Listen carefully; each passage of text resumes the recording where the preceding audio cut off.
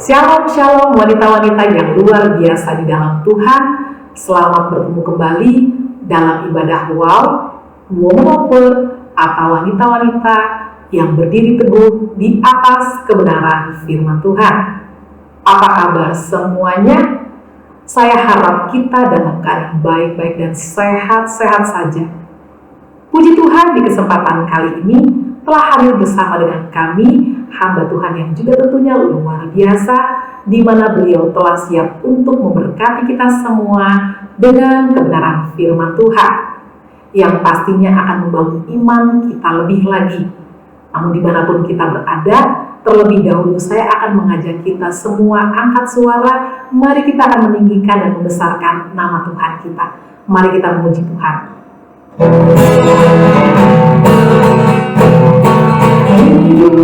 Udahlah, harap, udahlah, dalam Tuhan hidup, udahlah,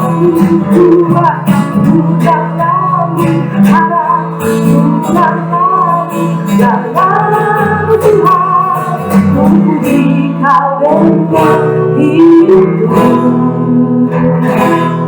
Puji Kau dengan hidupku, dengan kuatku, dengan hidupku, darahku, darahku, hidupku dalam kuatku dalam harapku dalam Tuhan, dalam Tuhan, hidupku dalam. Amin, amin. Kita wanita-wanita Allah, hidup, harap, dan kekuatan kita hanya di dalam Tuhan. Amin.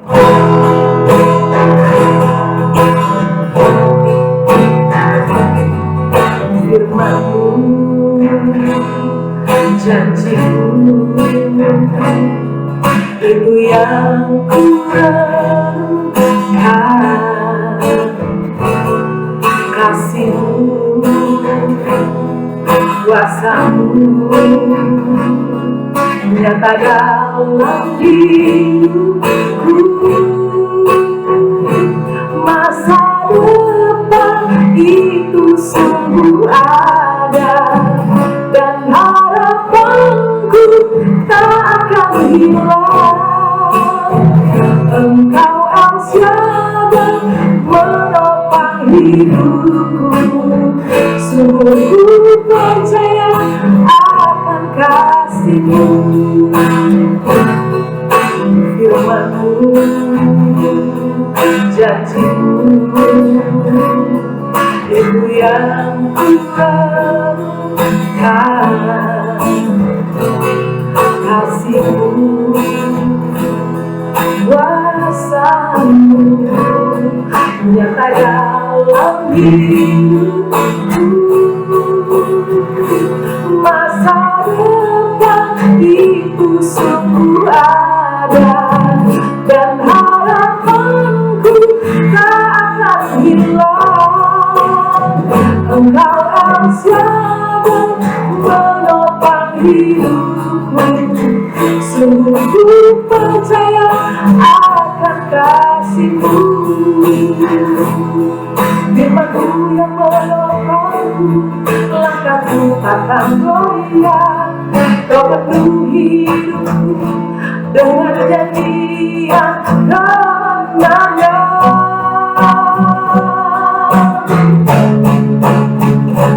Masa depan itu sungguh ada, dan harapanku tak akan hilang. Engkau Al-Shaddai menopang hidupku. Sungguh ku percaya akan kasih-Mu. Sungguh ku percaya akan kasih-Mu.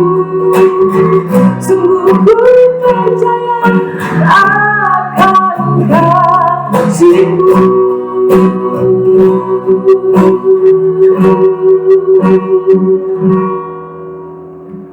Sungguh kami percaya akan janji dan kasih-Mu dalam hidup kami. Dan kami tahu masa depan kami sungguh ada. Dan pengharapan kami tidak akan hilang di dalam Engkau ya Tuhan. Dan saat ini kami rindu akan sabda-Mu. Urapi kami semua. Berikan kami hikmat dan pengertian agar kami bisa mencerna setiap kebenaran yang akan disampaikan oleh hamba-Mu. Urapi hamba-Mu Tuhan, biarlah setiap kata yang keluar daripada mulut bibir hamba-Mu adalah pilihan Engkau sendiri. Hanya di dalam nama Yesus kami telah berdoa dan mengucap syukur. Haleluya. Amin. Puji Tuhan, waktu dan tempat saya serahkan kepada hamba-Nya yang akan memberitakan kebenaran firman Tuhan. Shalom saudara sekalian yang kekasih di dalam Tuhan, apa kabar? Dan kita selalu saling mendoakan, kita semua selalu baik-baik dan sehat-sehat di dalam Tuhan. Dan juga yang penting sekali untuk kita terus maju terus, bertumbuh terus di dalam Tuhan kita Yesus Kristus. Amin. Sebelum saya bawakan firman, mari kita berdoa terlebih dahulu. Bapak, sekali lagi kami mengucap syukur terima kasih Tuhan dengan segala kebaikan Kau di dalam kehidupan kami Tuhan. Dan Kau serahkan seluruh kehidupan kami, roh, tubuh dan jiwa kami, seluruh keluarga kami, setiap pelayanan kami, masa depan kami, segala sesuatu di dalam tangan-Mu. Dan kami percaya Engkau adalah Allah yang baik, yang selalu menjaga kami di dalam kebaikan-Mu Tuhan. Dan pada saat ini, biarlah Roh Allah sendiri bekerja di tengah-tengah kami, dan setiap kata-kata yang keluar daripada mulut hamba-Mu adalah pilihan Engkau yang dapat melayani setiap pendengar, setiap pemirsa, bahkan diri saya sendiri. Terima kasih Tuhan, Engkau sendiri membuatnya permudah, sehingga kami bisa mengerti dan melakukan firman-Mu. Di dalam nama Yesus kami berdoa. Haleluya. Amin. Saudara sekalian, yaitu pada umumnya, yaitu kita semua tahulah, dan kita akan mengakui bahwa kehidupan kita itu ada aja masalahnya, atau cobaan, atau musibah, atau bahkan kita mengatakan, ya orang buat kesalahan, tapi kok saya kena imbasnya. Tapi percaya atau nggak percaya, suka atau nggak suka, kita semua ini harus mengakui ya, bahwa adanya alam roh, dan adanya Tuhan, dan kita juga harus mengakui adanya si setan, atau si iblis, atau roh jahat. Dan kita katakan si iblis ini dan setiap roh-roh jahat atau si setan ini nggak mau, yaitu untuk setiap anak Tuhan itu sukses dan berhasil. Tujuan setan itu kita semua tahu adalah nomor satu, dia selalu berusaha untuk menjauhkan kita dari Tuhan, menghancurkan hubungan kita dengan Tuhan dan iman kita yang pada Tuhan atau di dalam Tuhan. Dua, ialah untuk menjauhkan kita dari panggilan Tuhan ataupun tujuan Tuhan. Ketiga, ialah tujuan utama setiap setan adalah cuma satu, ialah untuk dapat menghancurkan dan membinasakan roh maupun jiwa maupun tubuh kita binasa selama-lamanya atau kekal selama-lamanya di dalam neraka. Dari sebab itu, yaitu setiap hari, setiap jam, setiap menit, bahkan setiap detik, yaitu iblis terus yaitu berupaya untuk menjatuhkan dan juga mencuri, menjerat atau membunuh sampai pada akhirnya dia dapat membinasakan kita, keluarga kita untuk selama-lamanya. Meskipun serangan daripada iblis di alam roh, tetapi saudara perhatikan dampaknya itu kita bisa lihat dalam kehidupan jasmani kita, dalam kehidupan keluarga kita, atau dalam pekerjaan kita. Ada beberapa tanda yang kita bisa pelajari tentang serangan iblis ini. Dan juga saya akan bicarakan bagaimana sih mengatasi serangan iblis ini atau melawan yaitu serangan si iblis ini sesuai dengan firman Tuhan. Firman Tuhan katakan di dalam Lukas 10 ayat 19 dikatakan, Tuhan Yesus sendiri mengatakan, sesungguhnya aku yaitu Yesus Kristus telah memberikan kuasa kepada kamu, kepada saudara, kepada saya untuk menginjak ular dan kalajengking dan kuasa untuk menahan kekuatan musuh sehingga tidak ada, ingat saudara, yaitu Tuhan memberikan kuasa dan tidak ada yang bisa dapat membahayakan kamu atau membahayakan saudara ataupun saya. Saudara lihat lagi, ini pekerjaan daripada si iblis ya. Yesus katakan kepada Simon di dalam Lukas 22 ayat 31-32. Hari ini dan minggu depan yaitu kita akan membahas banyak firman supaya kita belajar dari firman tersebut kebenaran daripada firman Tuhan, dan dari firman kita bisa belajarkan kunci-kuncinya bagaimana untuk melawan si iblis. Amin. Oke, kita balik lagi Lukas 22 ayat 31 sampai 32. Dikatakan di sini, Simon, Simon, lihat, iblis telah menuntut untuk menampi kamu seperti gandum. Bisakah iblis menuntut saudara dan saya? Bisa, saudara. Tetapi lihat, Yesus katakan, aku telah berdoa untuk engkau. Apakah Yesus berdoa untuk saudara dan saya pada saat ini? Ya dan amin. Supaya apa? Supaya imanmu, supaya iman saudara dan iman saya tidak gugur. Dan engkau, jikalau engkau sudah insaf, jika kita sudah menjadi, artinya kita sudah melewati semua, Yesus katakan, kuatkanlah saudara-saudaramu. Jadi saudara dengar firman hari ini, jangan kita untuk diri kita sendiri, kita share kepada teman-teman kita. Amin. Ayat 32, tetapi aku telah berdoa untuk engkau, yaitu supaya imanmu jangan gugur. Sekali lagi saya katakan, dan engkau jikalau engkau sudah insaf, kuatkanlah saudara-saudaramu. Gak enak banget dengarnya, namun yaitu kita harus bangga dan bersuka cita. Yaitu karena kita di dalam Tuhan Yesus kita, Tuhan Yesus berdoa bagi kita semua, bagi saudara dan saya. Dan karena itu iblis tuh sangat gak suka kepada saudara dan saya, karena iblis gak mau kita berhasil. Ya, ayat 1 lagi saudara, dikatakan Yakobus 4 ayat 7, ini bagus untuk kita dengar. Karena itu tunduklah kepada Allah. Mari saudara kita tunduk kepada Allah kita, ya. Dan lawanlah iblis. Amin. Jadi artinya kita jangan diam aja kalau diinjak-injak iblis. Tapi saudara dan saya, ini firman mengatakan, kamu tunduk kepada Allah. Siapa yang harus lawan iblis? Saudara dan saya harus lawan iblis. Maka ia akan lari daripadamu. Pasti iblis akan lari dari saudara dan saya. Karena apa? Sebelumnya dikatakan di Lukas bahwa Tuhan Yesus telah memberikan kuasa kepada saudara dan saya. Amin. Karena itu saudara kita, saudara dan saya harus mewaspadai bentuk-bentuk yaitu serangan daripada si iblis. Dan saya akan berikan yaitu beberapa contoh yang nyata secara garis besar, yaitu serangan-serangan daripada si iblis dalam kehidupan kita. Atau kita waspadai, kalau kita lihat serangan-serangan ini juga artinya yaitu kita dalam peperangan rohani. Kenapa dikatakan peperangan rohani? Yaitu peperangan iman. Karena Tuhan telah mengalahkan si iblis, telah menjatuhkan bagian kita peperangan iman, karena kita harus berdiri teguh di dalam iman kita dalam Yesus. Amin.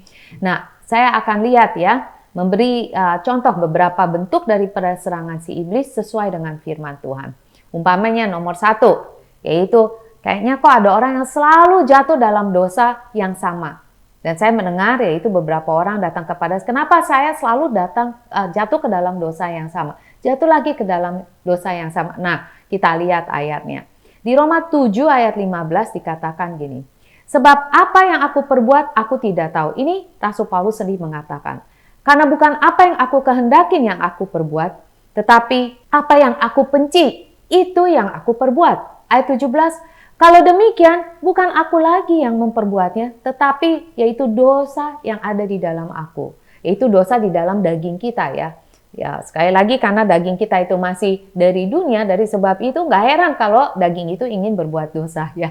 Ayat 22, sebab di dalam batinku, yaitu dalam rohku, dalam jiwaku, aku suka akan hukum Allah. Saya tahu, yaitu saya nggak boleh berbuat dosa. Saya mengasihi Tuhan, saya sangat mengasihi Tuhan. Tapi kok kadang-kadang ya, ini daging kayaknya mau males-malesan, mau ini, mau itu. Nah, dari sebab itu Rasul Paulus sama seperti saudara dan saya mengatakan demikian. Ayat 23, tetapi di dalam anggota-anggota tubuhku, aku melihat hukum lain yang berjuang melawan hukum akal budiku dan membuat aku menjadi tawanan hukum dosa yang ada di dalam anggota-anggota tubuhku.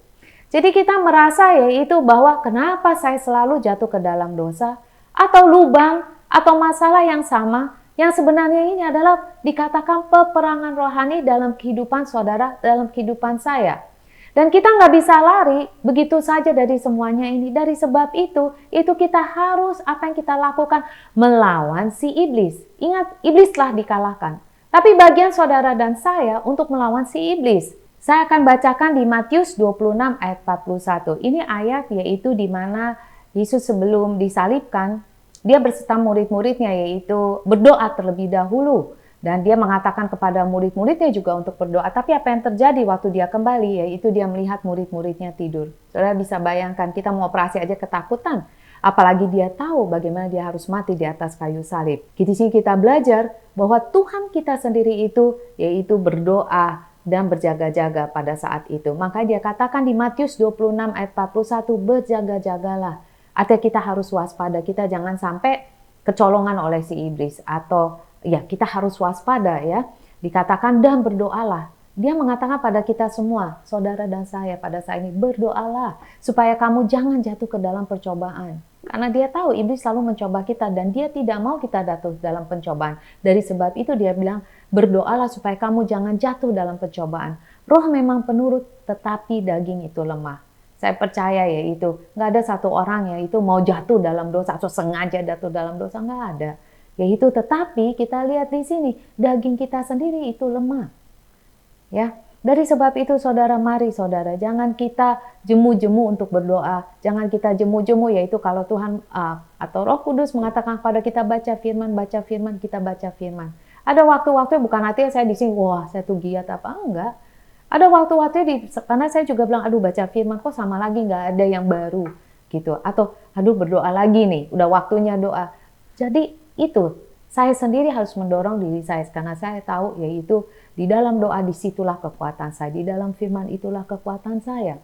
Amin. Dan bagi saudara mengatakan, aduh rasanya Tuhan itu gimana ya, udah ngampunin saya, kayaknya jatuh doa ya dari dosa yang sama. Nggak usah khawatir saudara. Di sini dikatakan dalam 1 Yohanes ayat 7b dikatakan, dan darah Yesus anaknya itu yang menyucikan kita dari segala dosa.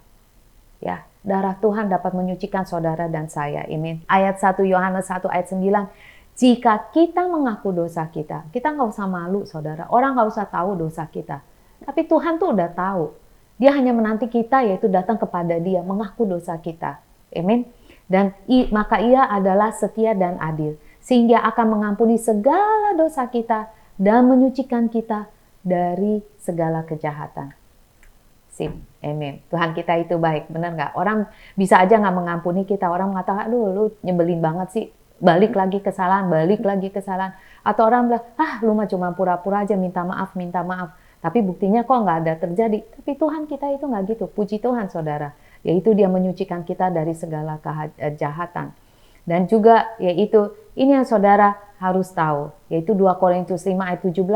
Jadi siapa yang ada di dalam Kristus, Ia adalah ciptaan yang baru.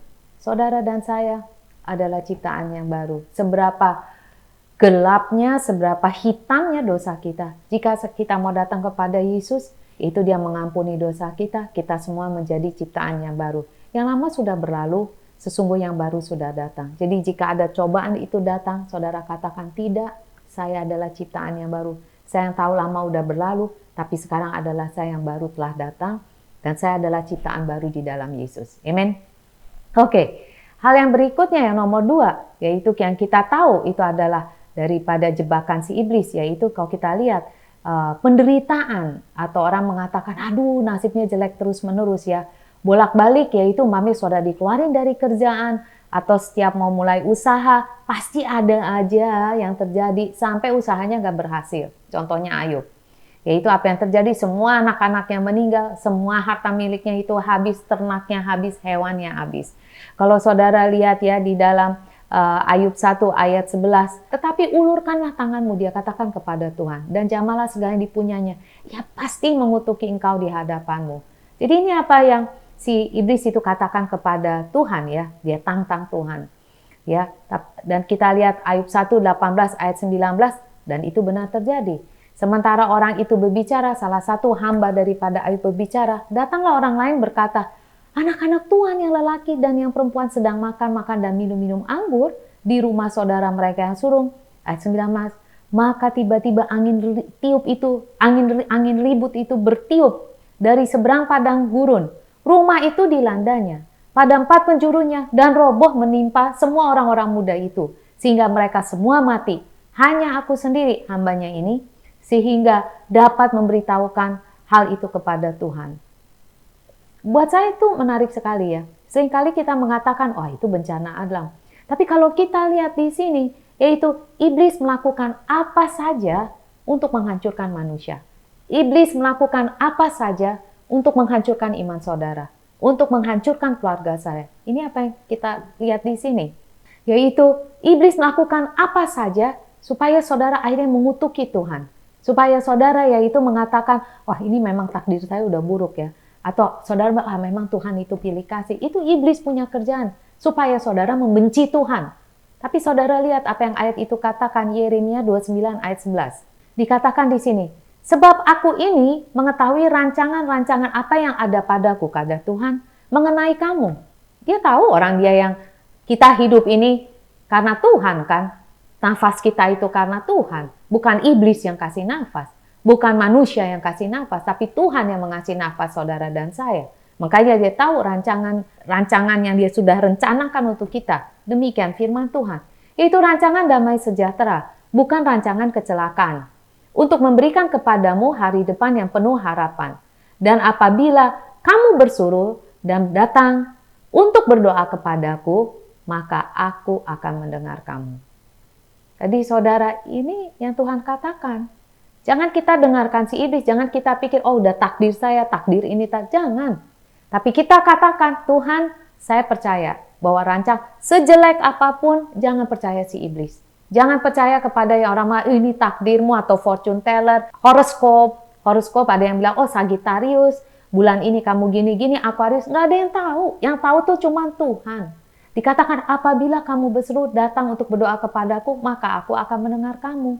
Matius 7 bahkan mengatakan, Yesus sendiri mengatakan, mintalah maka diberikan kepada kamu. Minta, saudara minta pada Tuhan. Carilah maka kamu akan mendapat. Ketoklah maka pintu akan dibukakan bagimu. Karena setiap orang yang meminta, menerima, dan setiap orang yang mencari, mendapat. Setiap orang yang mengetuk, baginya pintu dibukakan.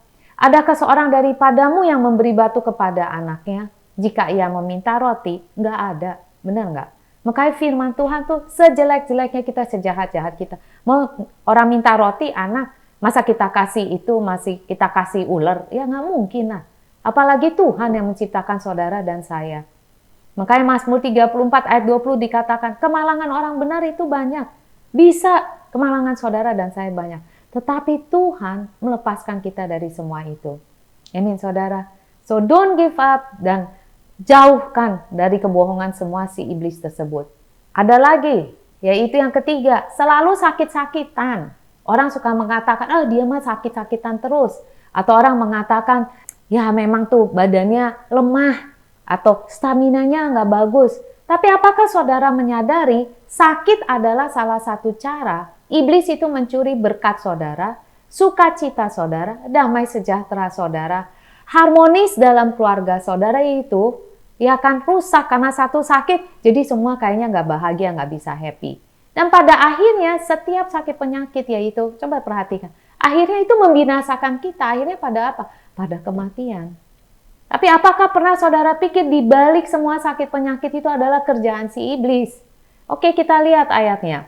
Lukas 13 ayat 11. Di situ ada seorang perempuan yang telah 18 tahun dirasuk roh, sehingga ia sakit sampai bungkuk punggungnya dan tidak dapat berdiri lagi dengan tegak.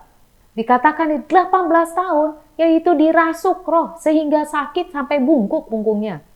Matius 12 ayat 22. Kemudian dibawanyalah kepada Yesus seorang yang kerasukan setan. Orang itu buta dan bisu. Ya. Lalu Yesus menyembuhkannya sehingga si bisu itu berkata dan melihat. Markus 25-26.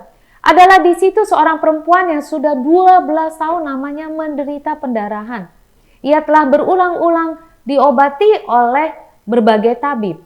Sehingga telah dihabiskannya semua yang ada padanya. Namun sama sekali tidak ada faedahnya, malah sebaliknya keadaannya makin memburuk.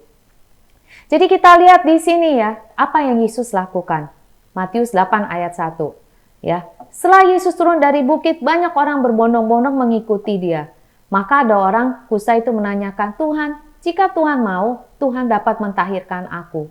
Lalu Yesus mengulurkan tangannya, menjamah orang tersebut dan berkata, aku mau, jadilah tahir. Seketika itu juga orang itu tahir. Jadi kita lihat, yaitu Tuhan itu lebih dari mau menyembuhkan saudara. Seperti saya dan saudara, kita nggak mau lihat anak kita menderita sakit. Tuhan juga nggak mau melihat saudara dan saya menderita sakit. Tuhan nggak mau. Memang benar, kebanyakan daripada kita yaitu kalau udah sakit di kita udah panik ya. Tetapi yaitu dan kita cari dokter. Nggak ada salahnya saudara untuk kita dapat diagnosa yang benar. Tapi saudara itu Kenapa kita tidak datang kepada Tuhan terlebih dahulu? Atau setelah diagnosa itu ada kita dapatkan, kita tetap cari Tuhan kita. Karena Tuhan kita itu adalah penyembuh dan Tuhan di atas segala Tuhan yang dapat menyembuhkan apapun penyakit kita. Amin. Dikatakan Matius 9 ayat 35. Demikianlah Yesus berkeliling ke semua kota dan desa. Ia mengajar dalam rumah-rumah ibadat dan memberitakan Injil Kerajaan serta melenyapkan segala penyakit dan kelemahan. Setiap penyakit, gak peduli penyakit apapun, itu dia sembuhkan. 1 Petrus 2 ayat 24 dikatakan, ia sendiri, ini Petrus mengatakan, ia sendiri telah memikul yaitu dosa kita. Ya, dosa saya dan dosa saudara di dalam tubuhnya di kayu salib. Supaya kita yang telah mati terhadap dosa hidup untuk kebenaran. Oleh bilur-bilurnya kamu telah disembuhkan. Amin saudara. Saya akan berhenti sampai sini terlebih dahulu, yaitu karena apa? Ini masih banyak lagi. Kalau kita pelajari apa sih serangan-serangan daripada si iblis. Dan kita akan pelajari juga yaitu apa yang firman Tuhan katakan mengenai serangan-serangan ini. Seperti yang tadi kita udah pelajari. Apa yang firman Tuhan katakan mengenai dosa. Apa yang firman Tuhan katakan mengenai orang katakan takdir yang jelek atau nasib yang jelek. Apa yang firman Tuhan katakan yaitu mengenai sakit-sakitan dan lain-lainnya. Banyak hal yang kita perlu pelajari. Dari sebab itu, saya akan lanjutkan ini minggu depan yaitu karena tambah banyak kita belajar apa yang firman Tuhan katakan mengenai yaitu serangan-serangan daripada si iblis. Kita yaitu dapat senjatanya. Jadi jika ada sesuatu terjadi atau di keluarga kita terjadi atau teman kita terjadi sesuatu, kita tahu, oh ini serangan si iblis, kita bisa langsung doa. Dan kita bisa langsung lawan si iblis, patahkan siasat si iblis. Berdiri teguh, nggak usah takut saudara. Berdiri teguh di atas firman Tuhan, lawan itu semuanya. Karena Tuhan telah memberikan otoritasnya. Amin, mari kita tutup dalam doa. Bapa, sekali lagi kami mengucap syukur terima kasih Tuhan karena firman-Mu yang sangat luar biasa dan firman-Mu sangat menguatkan kami Tuhan. Terima kasih Tuhan karena firman-Mu itu membukakan mata kami, membukakan mata rohani kami. Sehingga kami tahu kami tidak dikalahkan oleh si iblis. Karena iblis telah Engkau kalahkan. Tetapi kami hanya melawan si iblis, yaitu dengan iman. Tetap berdiri teguh di dalam Engkau, karena kami tahu iblis telah dikatakan. Sekali lagi kami mengucap syukur terima kasih Tuhan atas segala sesuatunya. Kami serahkan seluruh kehidupan kami Tuhan, masa depan kami Tuhan, keluarga kami, anak kami, pekerjaan kami, pelayanan kami kepada Engkau Tuhan. Karena kami tahu di dalam Engkau Tuhan ada keselamatan dan ada kebaikan dan ada harapan. Karena Engkau adalah Allah yang baik, Engkau mau selalu yang terbaik bagi kami. Terima kasih Tuhan, sebagai hamba-Mu pada sore hari ini Tuhan, saya berdoa Tuhan, biarlah di dalam nama Yesus Kristus, biarlah tingkap-tingkap surga dibukakan bagi saudara dan seluruh keluarga saudara. Kasih damai sejahtera Tuhan selalu melingkupi saudara. Kesehatan Tuhan juga menyertai saudara dan berkat-berkat rohani dan jasmani juga selalu menyertai saudara dan seluruh keluarga saudara. Dan biarlah kasih daripada Allah Bapa, Allah Anak, Allah Roh Kudus selalu menyertai saudara sampai Maranatha. Di dalam nama Tuhan Yesus Kristus kami berdoa. Haleluya. Amin. Tuhan Yesus memberkati. Amin.